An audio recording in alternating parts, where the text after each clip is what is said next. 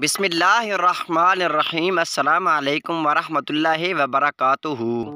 एक दूर दराज के गांव से एक हकीम चलता फिरता हुआ कहीं से आ निकला और अपनी दुकान बनाकर बैठ गया।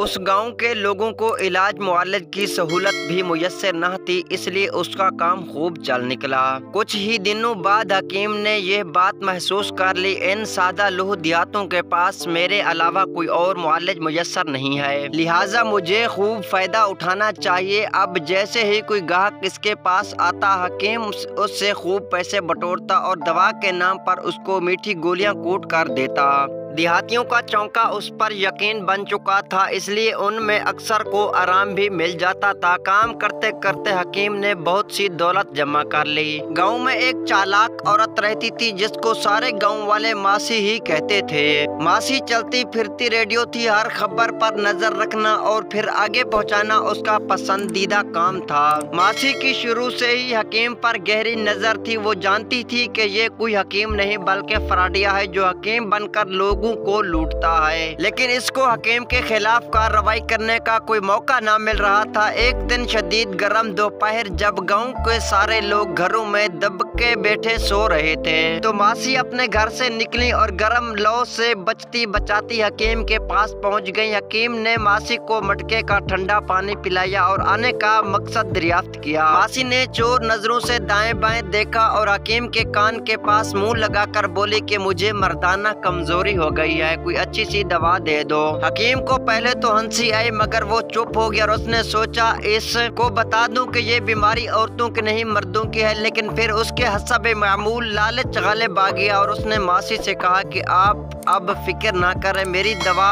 आप को एक हफ्ते में फर्क पड़ जाएगा। हकीम ने दवा की पुड़िया बनाकर मासी को दे दी और जब पैसे तलब किए तो मासी ने कहा कि मेरे पास पैसे तो नहीं है, तुम मेरा एक कांटा रख लो, ये खालिस सोने का है। हकीम के तो मजे लग गए, उसको इस वजह से 100% ज्यादा मिल गया था। जैसे ही मासी दुकान से बाहर निकली, हकीम उसकी बेवकूफी पर बहुत देर हंसता रहा। जो मर्दाना बीमारी बताकर मुफ्त की दवा सोने की एक कांटे के बदले ले ली, मगर मासी तो अपने नाम एक थी। इसने शाम होते ही शोर मचा दिया कि हकीम ने मेरे घर में घुसकर मेरी इज्जत से खेलने की कोशिश की और सारा सोना पैसे लेकर फरार हो गया है। गांव के लोग बहुत हैरान हुए और मासी को साथ लेकर हकीम की दुकान पर जा पहुंचे। लोगों ने हकीम के सामने मासी के लगाए गए इल्जामात दोहराए तो हकीम बेचारा परेशान हो गया और कहने लगा कि मैं तो इसके घर को जानता भी नहीं और ना ही इसकी इज्जत और दौलत पर डाका डाला है, लेकिन चालाक मासी जिद कर रही थी कि हकीम ने ऐसा ही किया है, इसकी दुकान की तलाशी ली जाए। गांव वालों ने जब दुकान की तलाशी ली तो मासी का एक कांटा उनकी दुकान से बरामद हो गया, जबकि उस जैसा एक कांटा मासी के पास मौजूद था। अब हकीम मुजरिम साबित हो चुका था। हकीम ने अपनी सफाई में कहा कि ये कांटा तो मैंने मासी को दवा देने के बदले लिया था। जब लोगों ने पूछा कि कौन सी दवाई दी तो हकीम बोला कि मर्दाना कमजोरी की दवाई दी। बस फिर क्या था, हकीम के चिरागों में रोशनी न रही।